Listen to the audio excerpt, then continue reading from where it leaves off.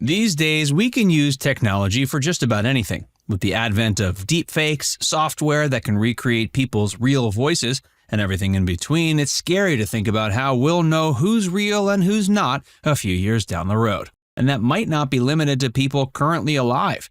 Technological advances have made it easier to figure out what certain historical figures actually looked like. In some cases, there were paintings of them, but that's obviously subject to a lot of interpretation by the original artist.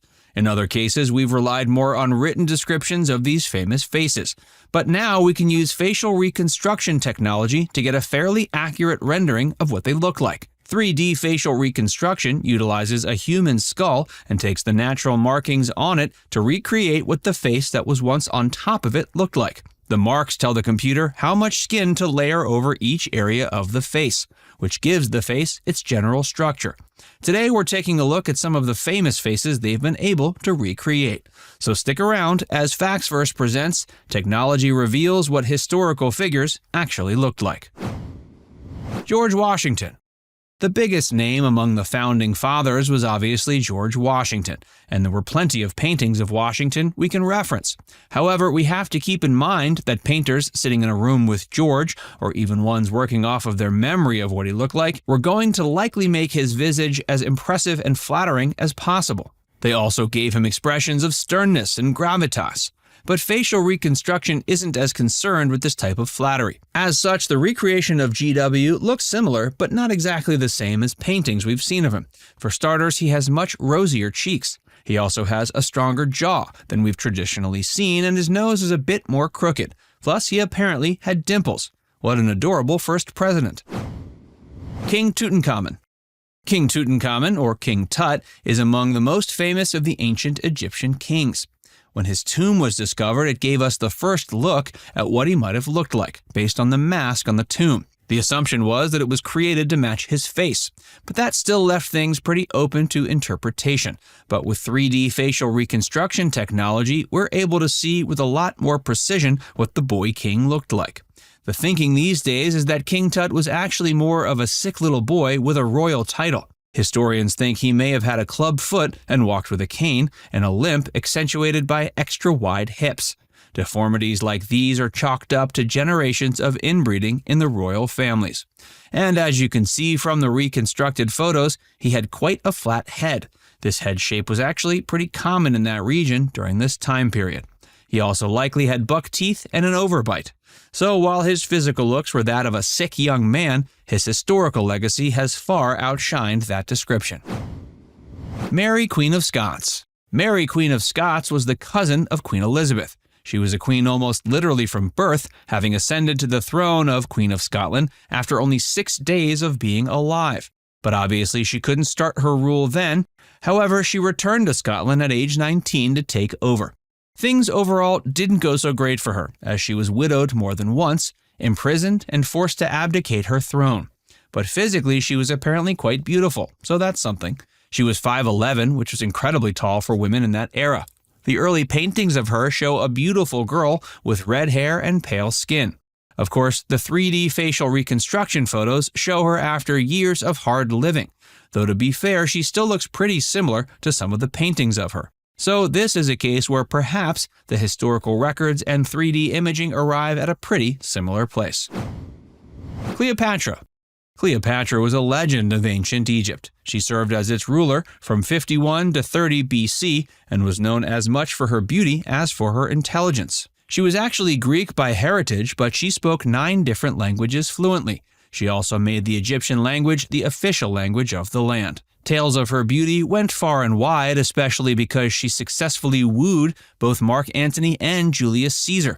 And yet people often don't realize she was much more likely to have traditional Greek features than the more Egyptian ones we often associate with her. One thing that's noticeable in the modern reconstructions of Cleopatra's face is that her nose is much more prominent than we've seen before. It's likely painters and sculptors made her Greek nose smaller to fit the beauty standards of the Egyptian region. But regardless, it's clear she was a beautiful and intelligent woman. Nero. The Roman Emperor Nero was a bad dude. Not bad like cool, bad as in a bad person. He's actually considered one of the most nefarious rulers in history and might have even personally started the giant fire of Rome in 64 AD that destroyed the city. The famous tale of Nero playing the fiddle casually as the city burned around him is probably apocryphal, but it was likely based on what people thought of him back then. His busts haven't even been particularly flattering, and perhaps his looks are part of what made him horrible to other people. He had a weak jaw and a brooding eyebrow ridge. And 3D reconstruction has also revealed something we didn't know. He had red hair and freckles. He certainly didn't look like modern-day citizens of Rome, but that's fairly common for historical figures since the Roman Empire spanned so much of the globe. Jesus of Nazareth. The image of Jesus with light skin, long wavy hair, and no beard is one that has somehow endured throughout history. There are even some depictions of him with blue eyes. But given when and where the historical figure was born, it's pretty unlikely he looked much like that at all. A big part of this is that with the rapid spread of Christianity, many parts of the world adopted the religion and started making recreations of Jesus that were similar to how the people in their area looked. That was true of the Romans and Greeks, who presumed Jesus must have looked somewhat like them. And their influence on the globe was so far-reaching that the images they created of him were the ones that endured through history. But for starters, it's clear that Jesus wasn't a white guy. Like all the other people living in modern-day Israel, he would have had much darker skin, and his eyes and hair would have been likely dark brown. Plus his hair was likely not straight and flowy, but more of a matted and wool feel to it. As the 3D facial reconstruction shows us, Jesus was a far different person than the depictions of him over the years. Julius Caesar. Julius Caesar is another of the most famous Roman historical figures. Originally a military general and statesman, Caesar took over the Roman Empire in 49 BC, beginning a strong rule that ended with his brutal murder in 44 BC. Though he made some incredibly authoritarian moves, like declaring himself dictator for life, he also set in motion many important modern programs that changed things for the better. These included support for war veterans, land reform, and allowing citizenship for people who lived far from Rome but still under the empire's rule. He also created the structure of the government bureaucracy for the empire that lasted for a long time. Of course, because he was a strong and important figure, depictions of him have always been quite flattering. He's seen as a handsome figure, and an imposing one too. But the real Caesar wasn't nearly as good-looking.